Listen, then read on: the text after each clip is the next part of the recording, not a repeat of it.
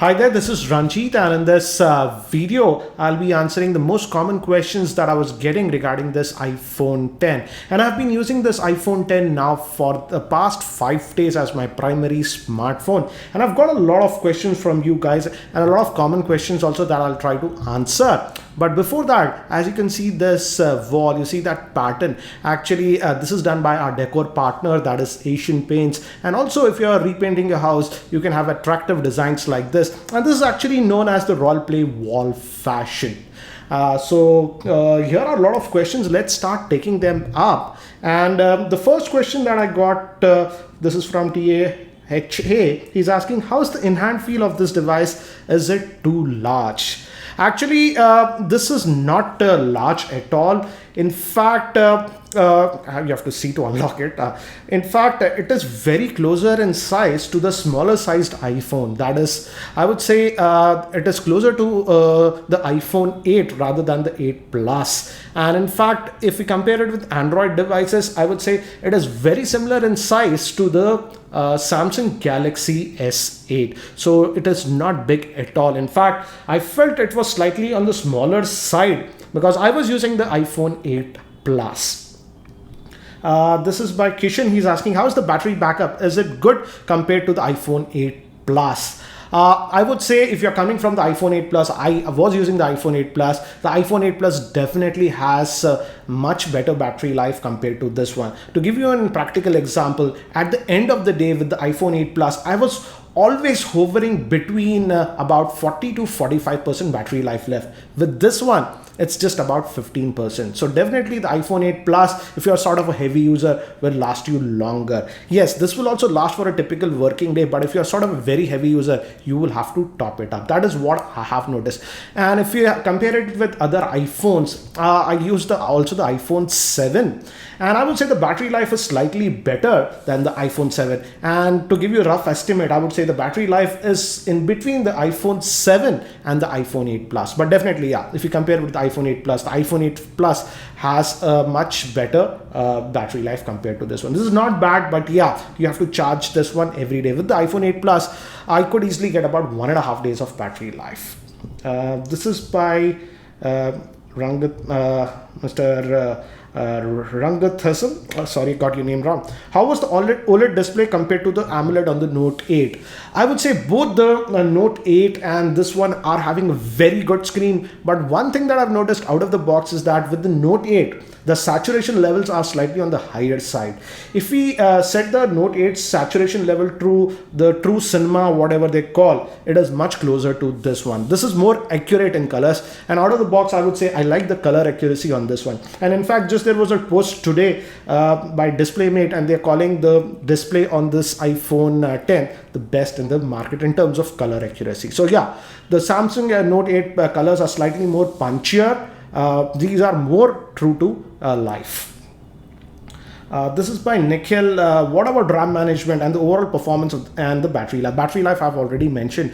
Regarding RAM management, I'm not very happy. I would say the RAM management I feel is still not that great. It's not as bad as it was on the iPhone 8 Plus. If you're following me, you notice that before the 11.1 it was horrible. It's not as bad as that, but yeah, the RAM management again is not that great. If I would say after 4th or 5th app, the apps tend to reload. As you can see, this Twitter app just reloaded now.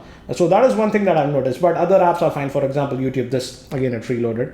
So yeah, about 4th or 5th app, actually it tends to reload. And I think so this is down to optimization. And I hope Apple improves this one, because even the iPhone 8 Plus, that also has 3 gigabytes of RAM. This one also has 3 gigabytes of RAM, but the RAM management is slightly better on the iPhone 8 Plus as of now.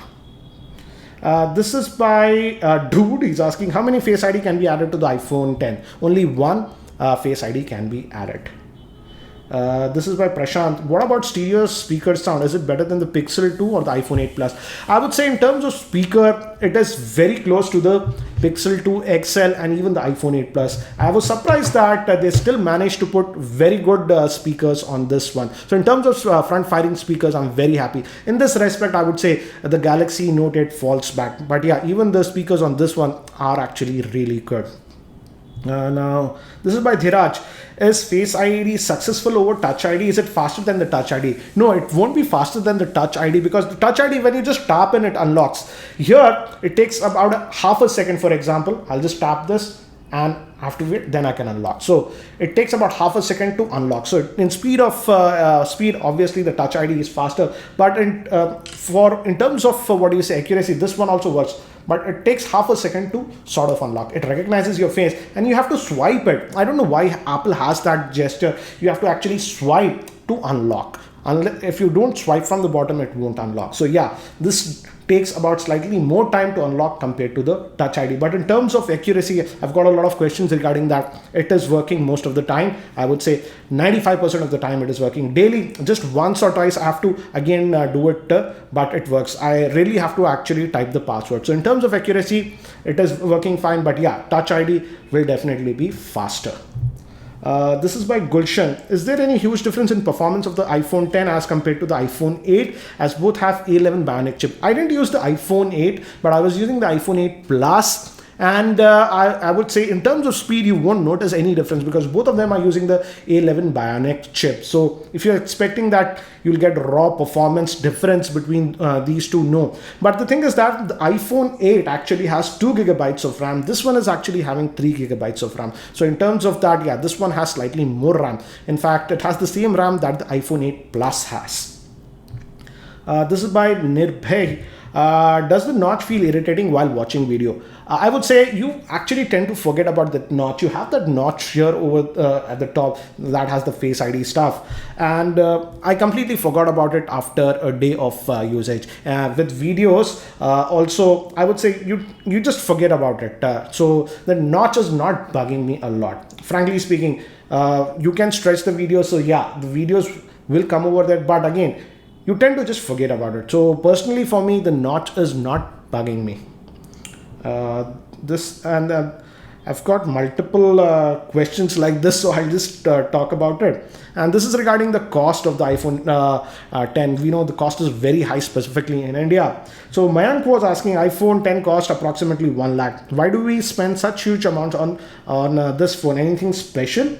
Second is by Santosh. What is Apple's strategy for not including fast charger for a 1 lakh phone? Yeah, I get that. The fast charger is not included in this phone, and it's a big bummer. Even in my iPhone 8 Plus review, if you see, it's a very silly thing that Apple did. They should have given the fast charger, because this device supports fast charging. So no fast charger in the box. And I got third similar question regarding the cost. This is by Sumit. Does the iPhone justify the pricing point if brand value doesn't count?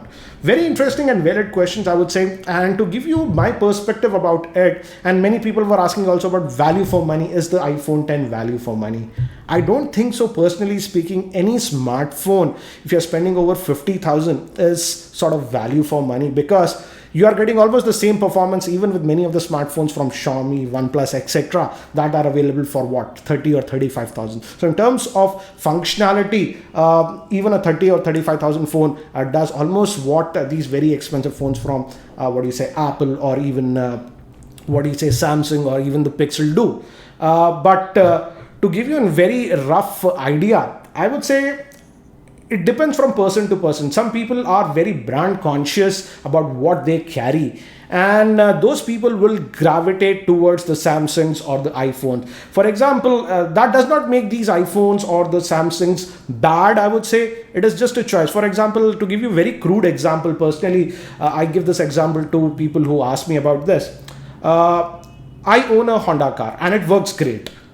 I feel it's good value for money. But some of my friends also own a BMW and an Audi, and it's great for them. But they could easily afford that, so it's a great thing for them. So it depends upon your affordability. And I would say, whenever you're buying a smartphone or anything, think about this. Are you okay to pay the complete price of the phone without taking a loan or EMI? If you are, then you can afford a phone. But if you think you will be taking a loan to just buy a smartphone, then I feel it's not worth it for you. So that's the simple thing. The worth thing is very different from X person to Y person. If you can directly afford a phone, buy it without taking a loan or a EMI, then it might be okay for you. But again, it depends. A 35,000 phone might be great for a lot of people, but again, it comes down to brand value, Certain people pay a lot more for brand. For example, that's the case between, let's say, Honda or Audi or BMW. It's not like the Honda won't drive you from one place to other place. It's just because of the brand value and what people are paying. That's the same case, I feel. Apple also charges that premium, and people pay. For example, people are paying that brand for Samsung and even the Pixel. So yeah, after a certain point, I would say it comes down to brand value, and you want to be associated with the brand, you want to carry that. So that's why, and Apple knows people are still buying this phone. It's out of stock in India. So even at that very high price, there are people who are buying this device. So let's move to the next one. This is by Pratmesh. Any new gestures better than the button?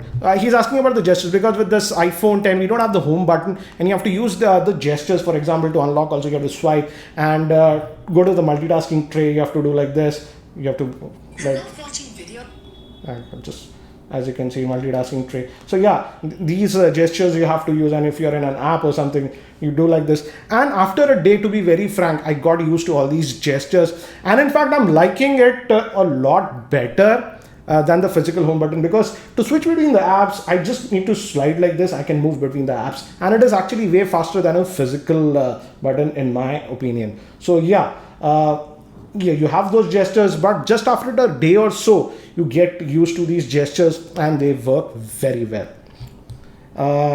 Battery life and camera. Does OS make a mark? This is by R. John. Battery life, I've already mentioned about it. It is between the iPhone 7 and the iPhone 8 Plus. The OIS does make a difference. In fact, I've just about 4 days ago, I've posted a video regarding the camera comparison between this iPhone 10 and the Pixel 2. So check out that. I feel in the rear facing camera, the iPhone 10 was doing slightly better. In very low lighting, yes, the Pixel 2 did better. But in terms of front facing camera, definitely as of now, the Pixel is doing better, the front facing camera. Apple can improve it with software update, because that portrait mode is there even with the front facing camera on this one. But I think so they need to optimize it, because many times it is just blurring your hair and stuff like that. So yeah, as of now, I would say front facing camera, if higher priority, the Pixel 2 XL has a better front facing camera than this one. Again, check out that video for more info. And again, I'm getting some questions regarding the camera. Which one, this is by Nitush, which one has a better portrait camera, Google Pixel 2 XL or the iPhone X? And I got one more. Portrait mode selfie, can it be fixed by software? Yes, as I mentioned, the portrait mode selfies on the iPhone X, I wouldn't say it's bad, but sometimes it's not blurring the background properly. So it's a hit or a miss. And yeah, technically it can be fixed via software, because Google with their front facing camera also has the portrait mode, and they're just relying on software to get the job, and they're doing a much better job in terms of portrait with the front facing camera compared to the iPhone 10. Again, watch the video that I posted earlier. And regarding the portrait mode from the rear facing camera, I would say both of them are actually doing a fabulous job. And in fact, I'm surprised that Google, just using a single camera and the software algorithms, is doing a great job with the portrait mode. So rear facing camera, portrait mode, I would say both of them are doing a very good job. But if we talk about the front facing camera, the Pixel 2 XL's front facing camera is doing a better job in the portrait mode. But the iPhone 10 and even the iPhone 8 Plus have one advantage. If you use that portrait mode, you have those lighting effects. Even after taking the photograph, you can adjust those lighting effects. So that can create a very dramatic difference. So that is one advantage I would give to the iPhone 10. Now let's move to the next one. This is by Supreet Sharma. How is it easy is it to get to the get used to the new gestures? As I told you, within a day, unconsciously you'll start using the gestures. And in fact, I feel moving forward, I don't know what will happen with the next generation iPhones or after two, but I feel after a year or two, Apple will move all their iPhones to this gesture-based stuff, and they will remove the home button, because this is simply faster once you get a hang of it. And within a day of usage, I would say you get used to these gestures. This is by Adhish. Put a pitch black wallpaper on that. I need to see how well the notch blends. I don't have a pitch black wallpaper, but yeah, the notch will just go away, I would say.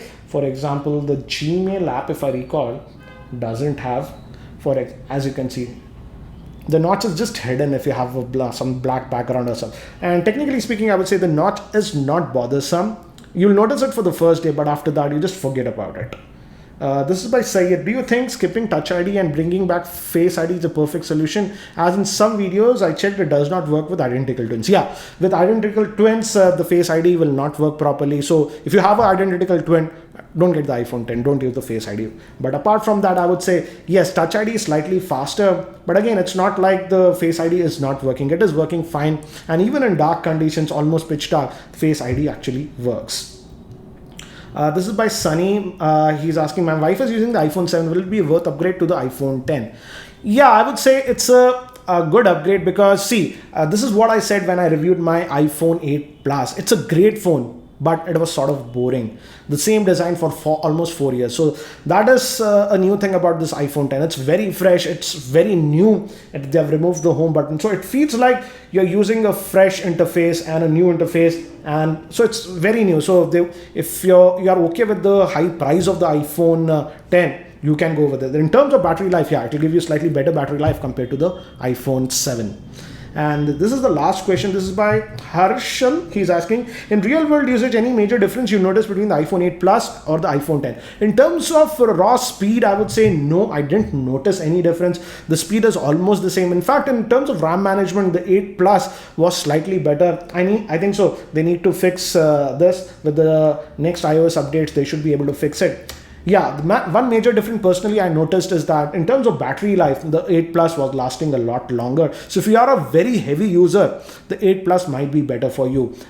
This will last for a typical working day, but let's say sometimes I have to travel to a different city and then come back. I generally come back the same day. So I leave in the morning at about 7 o'clock. And by the time I come back, let's say I'm trying to Delhi or whatever, by 11 o'clock, with the iPhone 8 Plus, I didn't have to actually charge it. I could just go about it. With this one, at around 8:30 or 9 o'clock, it might fall down to about 15% with that kind of usage, only on mobile data, full day outside. So yeah, in terms of battery life, I would say for a heavy user, the iPhone 8 Plus would do. But in terms of speed, almost both of them are the same, I would say. You won't notice a difference in terms of speed. So these were some of the common questions that I was getting regarding the iPhone 10. I will also be posting the full in-depth review of this one after a couple of days. So if you're still not subscribed to my YouTube channel, hit that subscribe button. Again, thanks for watching this video. This is Ranjit and I hope to see you in my next video.